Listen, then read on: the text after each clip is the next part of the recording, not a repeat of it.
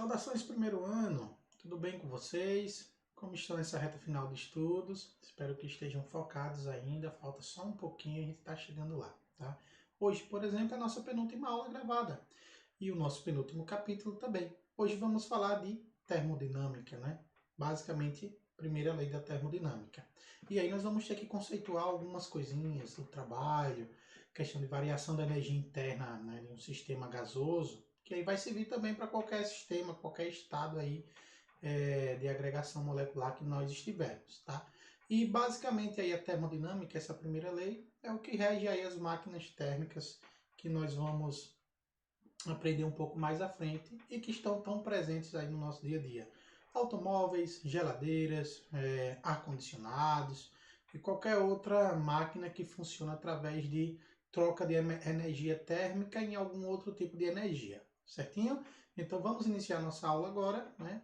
Primeiramente nós devemos pensar o seguinte: se nós estamos falando de termodinâmica, dinâmica vem de movimento, né? Então nós estamos falando aí também basicamente, né, de trabalho. Mas se há deslocamento aí, a gente deve definir trabalho. Nós definimos trabalho em capítulos anteriores, o trabalho mecânico, como sendo trabalho igual a força vezes o deslocamento vezes o cosseno, né, entre a força e o deslocamento. Né? Quando esse ângulo aí é de 0 graus, o trabalho é simplesmente FD. Quando é de 180, trabalho é menos FD e assim sucessivamente. Só que com a variável gasosa, né, pensando em gás, geralmente a gente lidar com pressão, com volume, com temperatura e não diretamente com força. Então nós vamos obter aqui uma expressão que se calcule o trabalho de maneira a envolver aí pressão e volume. Né? Então primeiro vamos analisar aqui a seguinte situação. Tem aqui um êmbolo, né, que pode ser movido, um recipiente com um êmbolo. Esse êmbolo tem uma certa área aqui, né, uma área de contato, né? E aí, por exemplo, está aí no estado inicial do gás. E aí depois esse êmbolo é deslocado através de uma força média e aí ele sofre um deslocamento para a esquerda, ou seja, ele sofre uma expansão, ele aumenta aí o seu volume, né? Ou então na figura B ele sofre aí uma compressão, né? Ele diminui o seu volume. Em ambos os casos, a minha área aqui do êmbolo permanece a mesma, né? E aí há uma variação aqui na altura, digamos assim, não é nesse ΔX aí, já que ele está aí na horizontal, esse deslocamento acontece na horizontal, né? Eu tenho aqui ó, o x0, que é o x inicial, né? Houve aqui um deslocamento para a esquerda, um ΔX, houve um deslocamento para a direita, também tem aqui um ΔX, tá? Então eu posso calcular o trabalho. Se houve deslocamento, eu posso calcular trabalho, né? Então eu posso pensar o seguinte, né? Que o trabalho é igual a força vezes o deslocamento. Vamos considerar aí que ele se dá na mesma direção do deslocamento, se dá essa força, né? Que é uma força média. Então, de uma força média, eu consigo calcular uma pressão média. Então, lembre-se que pressão, então a minha pressão média vai ser a minha força média dividido pela área onde ela é aplicada. E onde é a área que está sendo aplicada? O êmbolo aqui no meu recipiente, por exemplo. Então, fazendo aqui meio pelos extremos, eu tenho que a força média vai ser igual a pressão média vezes a área. E quem é o meu D? O meu D é o meu ΔX, né? Minha variação aí de comprimento. Então, o meu deslocamento aqui, ó, vai ser igual a ΔX. Então, eu posso reescrever assim, ó. Trabalho igual a pressão média vezes a área vezes ΔX. Pressão média vezes a área vezes ΔX. Só que aí eu posso pensar também que, gente, quando eu multiplico a área, né, pelo deslocamento, se eu multiplicar essa área por esse deslocamento sofrido, né, o que eu vou ter é um volume, né? A área da base multiplicado pela altura, lembre-se lá de geometria, vai me dar o volume. Como foi uma variação aqui nesse comprimento, eu posso reescrever finalmente que o trabalho seria igual a pressão média vezes a minha variação de volume, meu ΔV, porque houve uma variação. Eu tinha aqui um volume inicial, V0, só que como houve aqui um aumento, né, nesse deslocamento, né, aumentou essa distância aqui, então eu vou ter aqui um ΔV, E aqui também eu vou ter, ó, como diminuiu, também tem uma ΔV, que é uma variação de volume. Então aí nós chegamos na relação de cálculo de trabalho de uma transformação gasosa, ou seja, que nós vamos usar aqui nos nossos processos termodinâmicos. Então a pressão, né, ela pode até ser constante, né? A gente está considerando aí uma pressão média, né? Mas aí nós podemos pegar e ter uma transformação isobárica, uma pressão constante. E se houver uma pressão variável, também conseguimos calcular o trabalho através do gráfico. Lembre-se que lá quando a gente falava de trabalho em mecânica, se a força era variável, se eu tivesse um gráfico de força por deslocamento, eu conseguiria calcular o trabalho. Aqui, na nossa transformação gasosa, o meu gráfico vai ser o gráfico diagrama PV, né? Pressão por volume. Então, se essa pressão é uma no estado 1 e é outra no estado 2, houve uma variação de pressão, o trabalho aqui vai ser numericamente igual a essa área aqui, né? Desse gráfico. Né? Mas essa área em si, vocês não conseguem calcular, porque requer recursos que vocês não veem no ensino médio.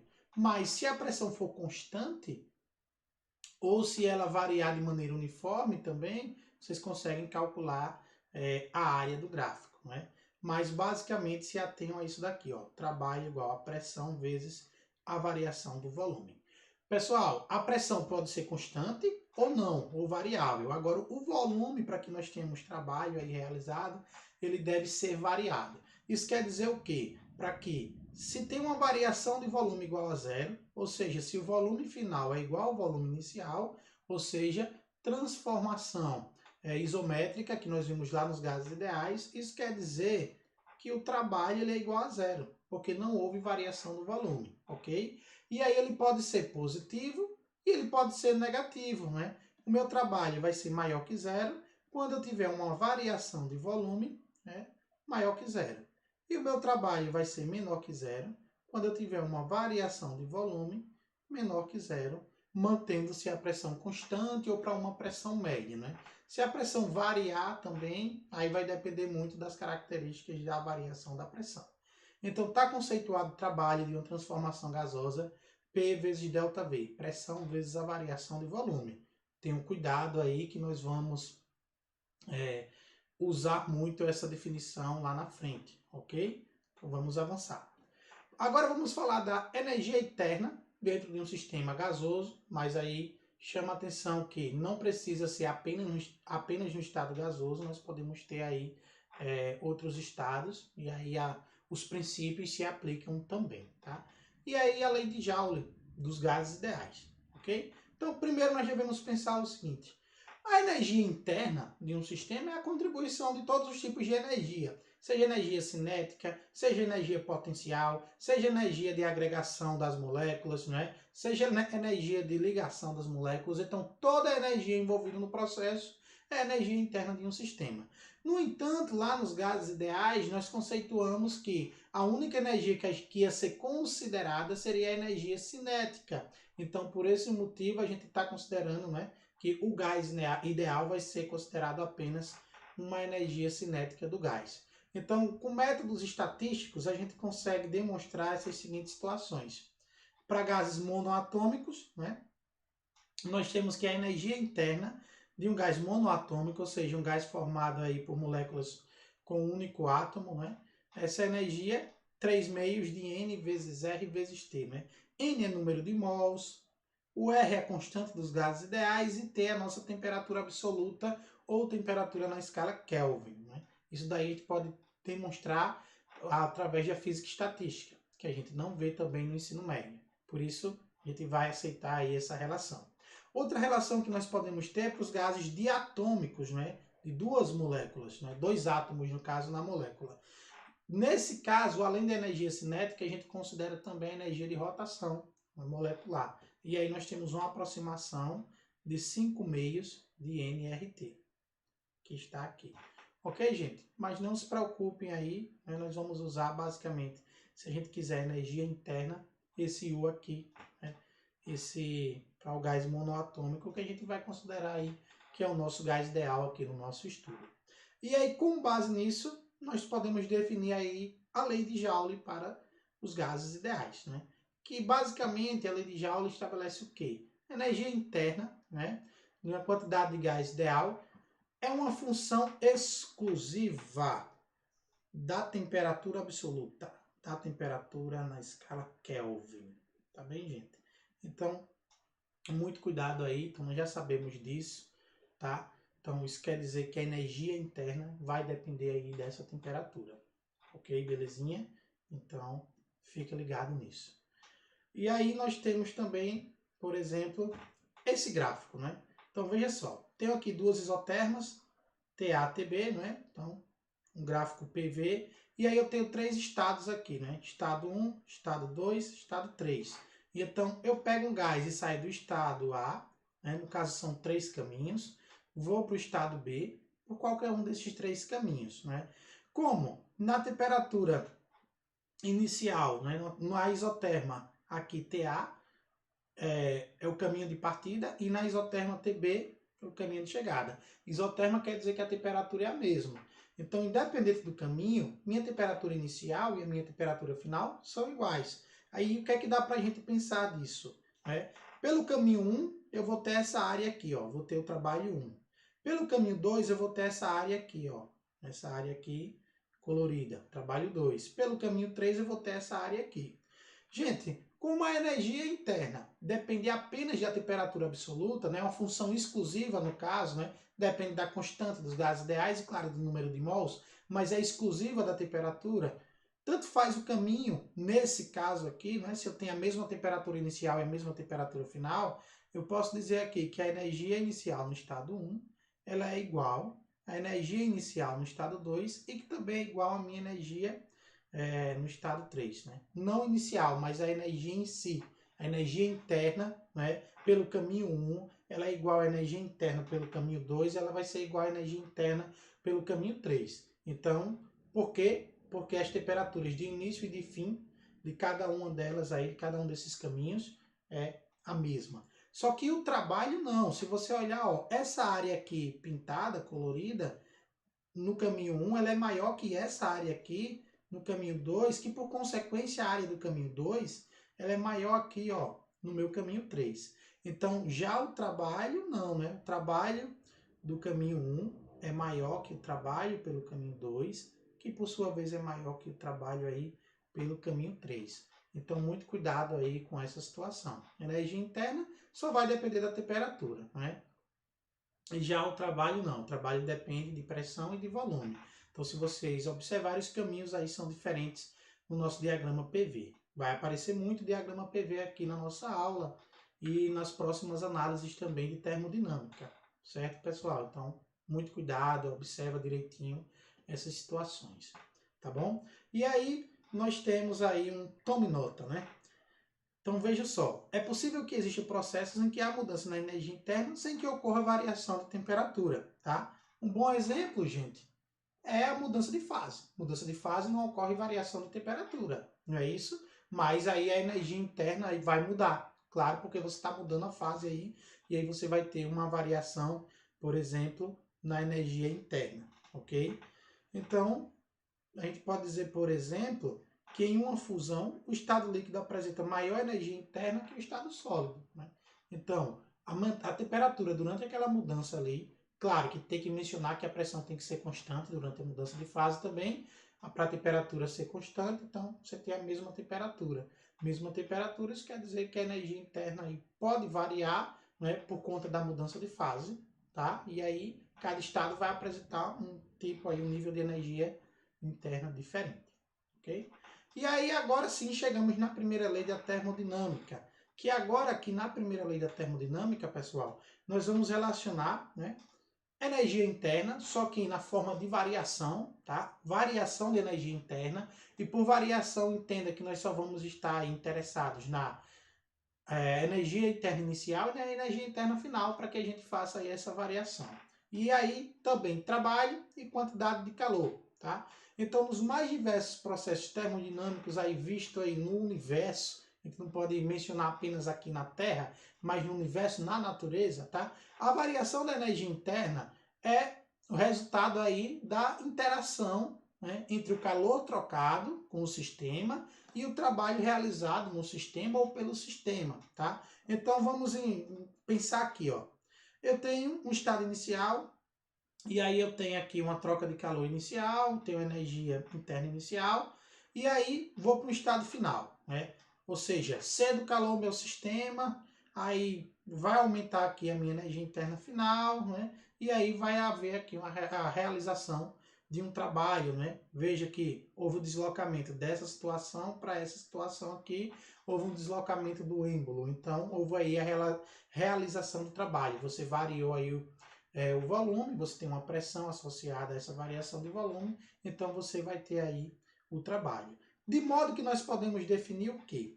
Que essa variação de energia interna, pessoal, vai ser igual à quantidade de calor trocado menos o trabalho realizado pelo sistema, né? Então, eu troco o calor com o meu sistema, só que uma parte desse calor é usado para realizar trabalho no sistema. Então, esse trabalho, né, ele tem que ser excluído aí da minha energia interna. Excluído, quando eu falo, é retirado, né? Então, sinal de menos por isso. Isso daqui, pessoal, essa relação matemática, ela é conhecida como primeira lei da termodinâmica, tá?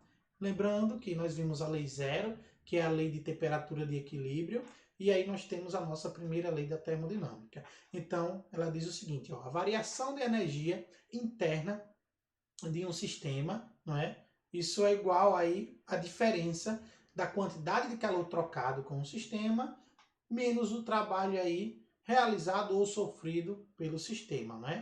E aí nós vamos ver daqui a pouco algumas considerações também sobre isso mais à frente, mas guarda aí essa ideia da nossa variação de energia interna, né? Que aí nós temos um processo energético. Temos algumas convenções aí de sinais, então fiquem ligados. Primeiro para o calor trocado, né? Se for maior que zero, ele é recebido, né? Ou seja, aumentou aí o calor. Se ele for menor que zero, vai ser cedido, ou seja, o sistema perdeu calor. E se ele for igual a zero, não há troca de calor. Quando não há troca de calor com o meio, nós chamamos de transformação adiabática, tá, pessoal? Vocês vão ver isso daqui a pouco.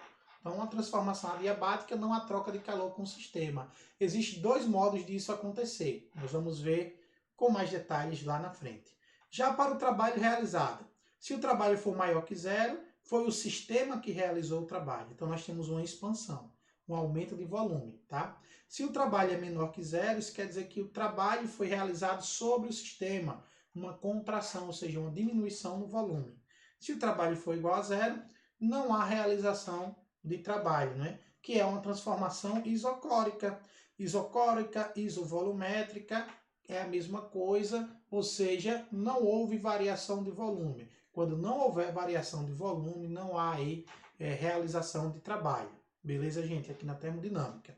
E aí a variação de energia interna. Se for maior que zero, ela aumenta. Se for menor que zero, ela diminui. Se for igual a zero, né, ela não varia. Ou seja, o seu valor inicial e o seu valor final, né, são iguais. Isso daí nós vamos ver no processo cíclico, né? O processo cíclico, como o próprio nome diz, é um processo que dá voltas. Então, se a gente pega o início e o fim do ciclo, a gente tem que a energia interna inicial e final ali é a mesma. Então, se é a mesma, não houve variação de energia interna, né? E aí nós vamos ver com mais detalhe essas transformações, nós vamos ver com mais detalhes agora, ok? Então, temos a primeira, transformação isotérmica, ou seja, temperatura constante. Então, se eu tenho uma transformação isotérmica, eu tenho uma temperatura constante, o que é que dá para pegar lá da primeira lei da termodinâmica? Variação da energia interna, quantidade de calor trocado, menos o trabalho. A transformação isotérmica, a temperatura é constante. Se a temperatura é constante, o que é que acontece com a minha variação de energia interna? Isso significa que ela é igual a zero, né? Então, isso daqui vai para zero. Então, eu chego à conclusão que a quantidade de calor vai ser igual ao trabalho realizado aí, ou sofrido pelo sistema. Como é que eu calculo o trabalho? Diagrama PV, né?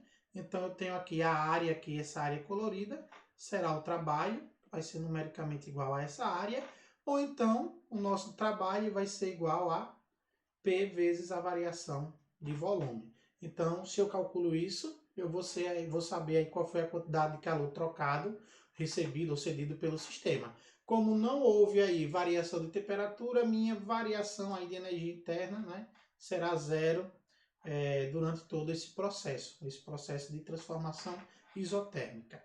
O próximo processo que nós temos é a transformação isocórica, que também é chamada de isométrica, que também é chamada de isovolumétrica. Essas três coisas querem dizer a mesma coisa. Há um volume que é constante, gente. Ah, professor, se o volume é constante, significa que o trabalho é igual a zero, não é isso? É isso mesmo, pessoal. Lembre-se que o trabalho é igual a pressão vezes a variação do volume. Se não há variação de volume e isso é zero, significa que o trabalho é zero.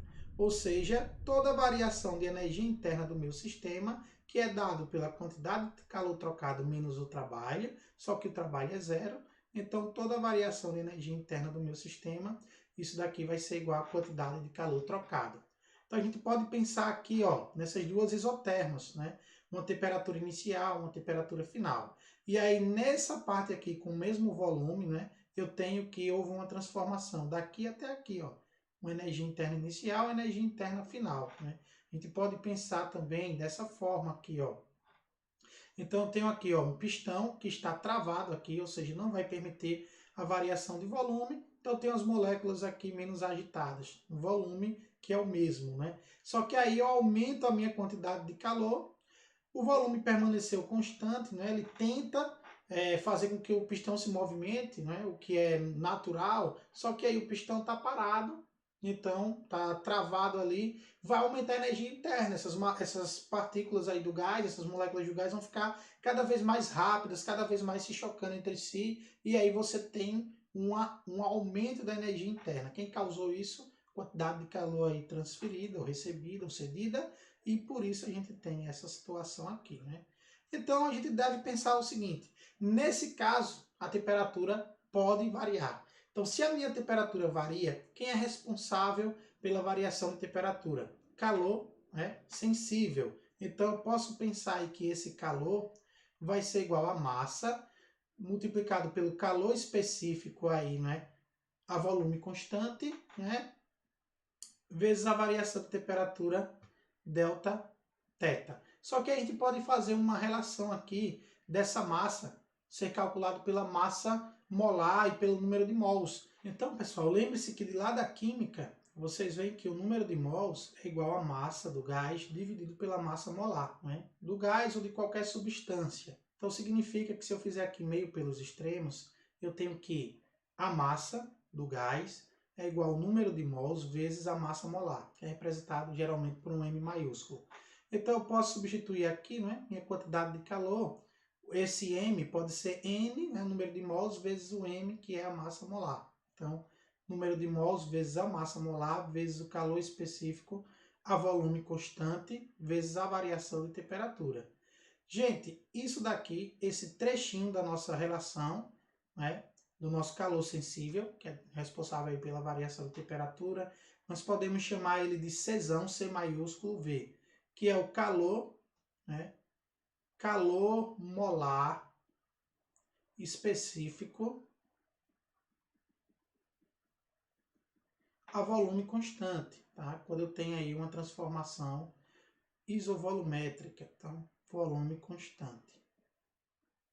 E aí eu posso reescrever que o calor sensível aí trocado, recebido ou cedido na minha transformação gasosa pode ser dado pelo número de mols do gás vezes o calor específico molar volume constante vezes a minha variação de temperatura. Então guardem essa relação aqui, que daqui a pouco a gente vai comentar um pouquinho mais sobre ela, tá? Então é interessante, é uma outra forma de eu escrever aí a nossa expressão do calor sensível que nós vimos lá na calorimetria, mas aí para uma massa gasosa com relação ao seu número de mols e a sua massa molar. Então nós já estamos aí em algo mais específico ainda com relação a esse calor específico, né? Porque lembre-se que o calor específico varia de fase para fase. Nós temos calor específico de vapor da água, ou seja, quando eu tenho água no estado gasoso e qualquer outro material. Então agora eu tenho um calor específico para volume constante dessa substância, dado aí o número de mols e a massa molar dessa substância, ok? Então nossa próxima transformação é a isobárica. Isobárica significa aí pressão, né, constante. Então se eu tenho pressão constante, O meu trabalho é igual à pressão, aqui ela é constante, nossa pressão média aqui vezes ΔV. E nesse caso, a minha variação da energia interna vai ser o calor trocado menos aí o trabalho, né, nessa transformação isobárica. Não vai mudar muita coisa, não vai ter como a gente eliminar aí essas situações, eliminar o Q, né, a quantidade de calor trocado, ou o trabalho, nosso tal, ou o nosso ΔU. Mas nós podemos fazer uma coisa, né? Se a pressão é constante, né, se há variação de energia interna, significa que a temperatura varia. Quem é responsável pela variação de temperatura? Isso mesmo, pessoal. Quem é responsável pela variação de temperatura? O nosso calor sensível, que é massa vezes calor específico, né? Nesse caso de pressão constante, vezes a variação de temperatura. E aí o que é que nós podemos fazer? Podemos fazer a mesma análise para volume, né, constante. Ou seja, a gente pode pensar que massa molar, né, a nossa massa vai ser igual ao número de mols vezes a massa molar, né, pelaquela relação lá, que o número de mols é a massa da substância dividido aí pela massa molar. Então, a mesma situação aqui, o meu Q vai ser igual ao número de mols vezes a massa molar vezes o calor específico para a pressão constante. Isso daqui, novamente, eu vou poder chamar de, esquecendo aqui, ó, variação de temperatura. Já ia esquecendo, então tá aqui. Isso daqui eu vou poder chamar novamente de calor específico molar, né? Calor molar, calor específico molar, só que dessa vez a pressão constante, tá? Então, para a pressão que é constante. Então, vejam que agora eu tenho dois calores específicos e eles são diferentes, tá, pessoal? Quando eu tenho volume constante, quando eu tenho pressão constante, o calor específico dessa massa gasosa, ele é diferente para cada uma dessas coisas, tá? E aí nós podemos fazer justamente uma relação. Tem como descobrir quem é maior e quem é menor nessas duas situações. Nós podemos fazer isso pela relação de Mayer, né? Uma relação proposta aí por Mayer, que vai nos permitir fazer essa análise. Na relação entre o calor molar específico de pressão constante e do calor molar específico de volume constante, eu vou usar a relação de Mayer. Para isso, eu vou pensar aqui na seguinte situação, pessoal. Eu tenho aqui, ó, duas isotermas, T1 e T2, né? Ou seja, as temperaturas nessas curvas são as mesmas. E aí eu vou ter uma transformação de pressão constante, de A até B, e vou ter uma transformação de volume constante, de A até C. Então, notem que a temperatura aqui no ponto B e a temperatura aqui no ponto C são iguais, que trata-se de uma isoterma, mesma temperatura. E aqui a temperatura no ponto A é a mesma para os dois, né? Para as duas transformações. Então, eu posso dizer que a minha variação de energia de A até B vai ser igual à minha variação de energia interna de A até C, né? Então vamos lá. De A até B é a variação de energia, a pressão constante. Então vou aplicar aquelas condições, né? A variação de energia, a pressão constante, é a quantidade de calor trocado, né? No caso, a pressão constante, menos o trabalho. O trabalho, a pressão constante, é P vezes ΔV. E aí eu vou fazer também aquela condição da variação de energia interna, né, de A até C, quando o volume é constante. Então, eu vou ter a mesma situação, né? A quantidade de calor trocado a volume constante menos o trabalho. Só que o trabalho, gente, é P vezes ΔV. Não houve variação de volume, esse trabalho aqui é zero, né? E aí eu posso continuar aqui fazendo as minhas situações. Nós vimos lá que a pressão constante, essa quantidade de calor, é o número de mols, vezes o calor específico molar, a pressão constante, vezes a variação de temperatura. Aqui, ó, esse P∆V, eu posso usar a equação de Clapeyron, lá dos gases ideais. Lembre-se que PV é igual a NR vezes T. Significa que se eu vario aqui o volume, eu posso escrever que o meu P∆V vai ser igual a N vezes R. Se há uma variação aqui de volume, né, há uma variação de temperatura para pressão constante. Lembre-se lá dos gases ideais. E essa variação aí, né, quando a pressão é constante, a variação é diretamente proporcional. Se um aumenta, o outro aumenta também. Então, no caso aqui de eu escrever P vezes ΔV, eu vou escrever menos, no caso aqui, N, que é o número de mols, que é o mesmo, constante dos gases ideais, vezes a variação de temperatura, que eu estou chamando aqui de delta θ. Isso daqui é igual à quantidade de calor de volume constante, que é o número de mols vezes o calor específico a volume constante, vezes a variação de temperatura. E aqui eu consigo fazer algumas simplificações. Em todos os termos da minha equação eu tenho um número de mols, então eu posso dividir toda a equação por N e eles vão ser cancelados. Em todos os termos da minha equação eu tenho a variação de temperatura, que é a mesma, né? As isotermas aqui das transformações são as mesmas, a inicial e a final. Então eu posso cancelar também essas variações de temperaturas. E aí finalmente eu digo que o calor molar específico para a pressão constante menos a constante dos gases ideais, isso daqui vai ser igual ao calor molar específico a volume constante. Significa que o meu calor específico molar a pressão constante ele é igual ao calor específico molar a volume constante mais a constante dos gases ideais. Conclusão disso daqui, ó, calor molar específico à pressão constante, ele é igual ao calor molar específico a volume constante mais uma constante.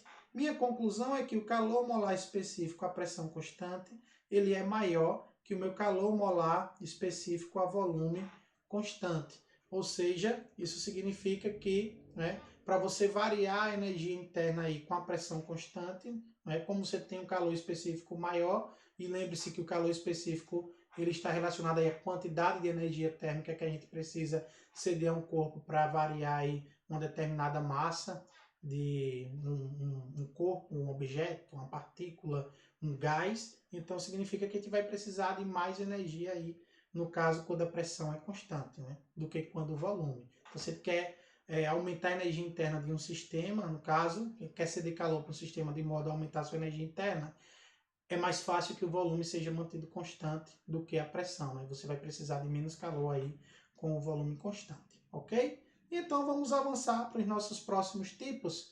Transformação adiabática, né? E aí a transformação adiabática nos diz o seguinte, né?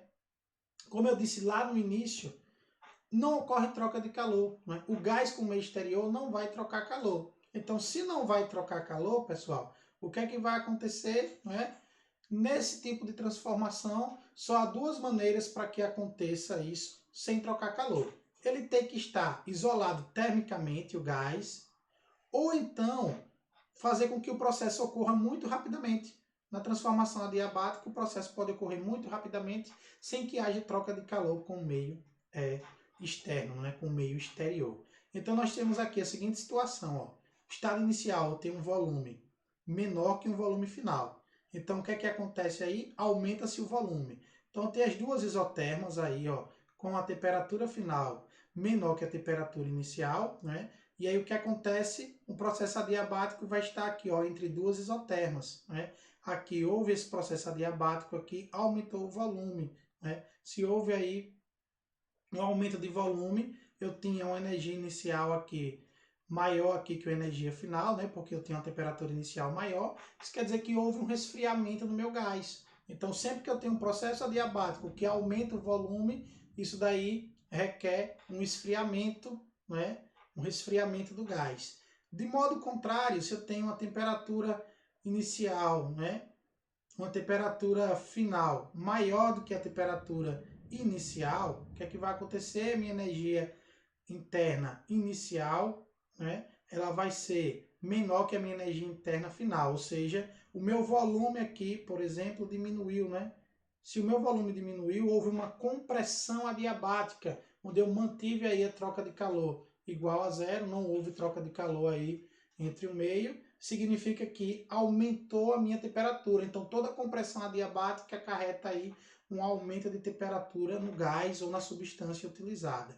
Então, como Q é igual a zero, significa que a variação da energia interna vai ser igual ao oposto do trabalho. Lembrando, pessoal, que a minha variação de energia interna é igual a Q, né, que é aí a quantidade de calor menos o trabalho. Como não há troca de calor, aqui é zero. Então, isso significa que para eu variar a minha energia interna, né, eu vou precisar aí realizar um trabalho no gás. E aí, se esse trabalho for negativo, né, se for um trabalho de compressão, no caso aqui, um trabalho menor que zero, a minha variação de energia interna é positiva, por conta do menos, porque lembre-se que o trabalho na compressão ele é menor que zero, menos e menos dá mais. Se o meu trabalho for um trabalho de expansão, né, essa variação de energia interna vai ser negativa, né?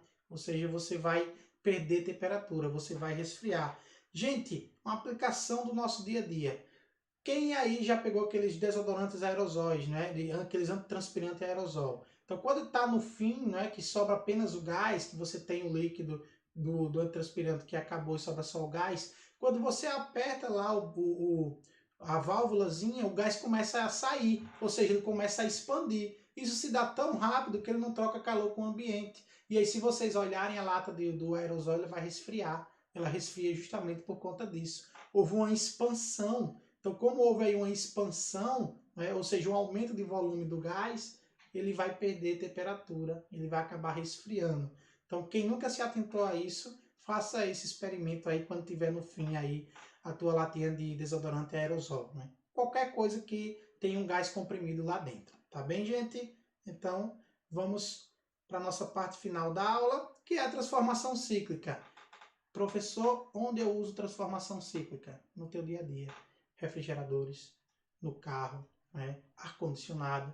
Então, é uma transformação cíclica. Você tem que o início e o fim, o início de um ciclo termina, né? O fim de um ciclo termina no início de outro ciclo, ou seja, você tem um ciclo totalmente completo, né? E aí você vai ter essa situação na transformação cíclica. Você vai ter sempre um ciclo, né? Você vai ter aqui, ó, um caminho 1, né? O início, vai para um estágio B aqui e depois volta novamente de onde ele iniciou, no estágio A, um diagrama PV. Então, se a gente pensar, né? O ciclo, ele vai ter uma área. E aí, se eu calcular a área desse ciclo, né? Se eu pensar assim, ó, o trabalho total vai ser igual ao trabalho, né, do caminho 1 mais o trabalho do caminho 2. Só que o trabalho do caminho 1, o que é que houve aí? Variação de volume, né? Houve uma expansão, então o trabalho é positivo. Do caminho 2 aqui, houve uma compressão, então o trabalho ele é negativo. Significa então que o trabalho aqui, nesse caso, ó, se eu pego aqui, ó, o trabalho do caminho 1 é toda essa área aqui. O trabalho do caminho 2 é toda essa área aqui. Então, como o trabalho do caminho 2 é negativo, significa que se eu pego a área 1 e subtraio a área 2, eu vou ter o trabalho do ciclo. Então, o trabalho do ciclo ele é numericamente igual, né, ao trabalho da área 1, né, no caso, a área aí do 1 menos aí a área 2, que é numericamente igual. Se vocês preferirem, né, no caso, quando eu pego a área 1 e tiro a área 2, o que sobra é a área do ciclo. Então, o trabalho do ciclo, finalmente, ele vai ser igual, numericamente igual à área do ciclo.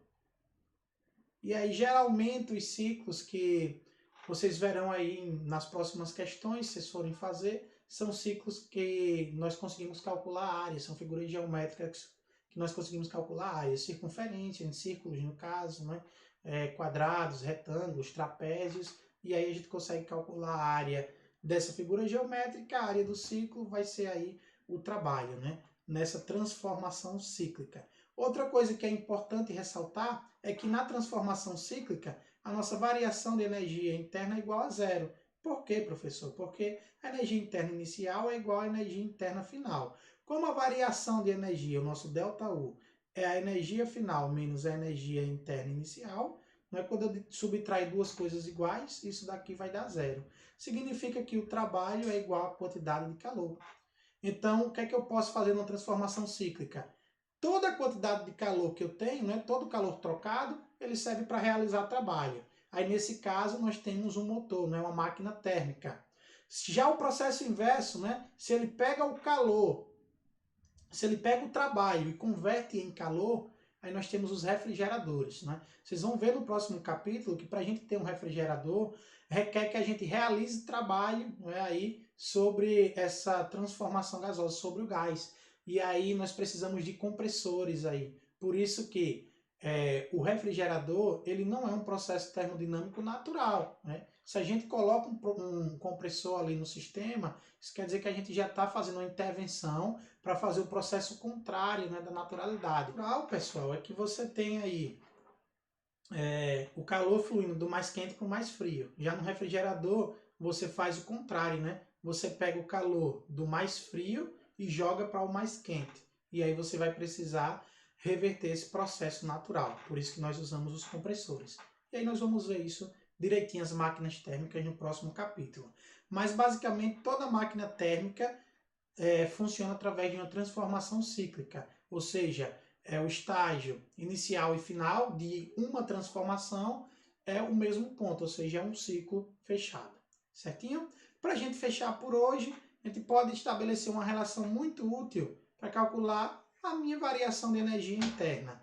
Então vejam só, eu tenho aqui o meu ponto A, para o ponto B, né, para o nosso ponto X, eu tenho aí uma transformação isotérmica, temperatura constante. E no caso aqui do meu ponto X até o ponto B, eu tenho uma transformação aí de volume constante. Então, se eu quero saber a minha variação de energia interna de A até B, eu vou somar as contribuições de a variação da energia interna de A até X, mais a variação da energia interna de X até B. Só que essa é zero. Alguém sabe me dizer por que é zero depois de tudo que eu falei? Porque é uma isoterma, né? Isoterma significa que a temperatura é constante. Então, quando eu tenho uma isoterma, eu tenho temperatura constante, então a minha energia interna, que depende da temperatura, não vai sofrer variação. Então, eu tenho que a minha variação de energia interna de A até B vai ser igual à variação da energia interna de X até B. E aí, lembre-se que pela primeira lei da termodinâmica, né, eu posso fazer que essa variação de energia interna de X até B é a quantidade de calor trocada de X até B mais o trabalho de X até B. Só que o volume é constante, hein? Se o volume é constante, esse trabalho aqui é zero. Então, a minha variação de energia interna de A até B será igual aí a quantidade de calor trocada de X até B, que é a quantidade de calor a volume constante, né? Então, pode ser o número de mols vezes o calor específico a volume constante vezes a minha variação de temperatura, né? Como essa variação de energia interna não depende do caminho, só depende do estágio inicial e final, eu posso concluir que isso vai servir para qualquer caminho. Então eu posso escrever que a minha variação de energia interna pode ser calculado como número de mols vezes o calor específico molar volume constante vezes a variação de temperatura aí do gás ou de qualquer substância que eu esteja envolvendo aí no processo termodinâmico. Número de mols, né? Calor específico a volume constante. Então é isso, pessoal. Com isso nós encerramos a aula de hoje. Voltem à aula se for preciso. Faça as anotações das dúvidas nos pontos onde vocês tiveram dúvidas. Na nossa próxima aula ao vivo, eu esclareço as dúvidas para vocês. Tentem fazer também as questões do livro, tá bem? Então é isso, gente. Forte abraço e até a próxima aula. Valeu, tchau, tchau.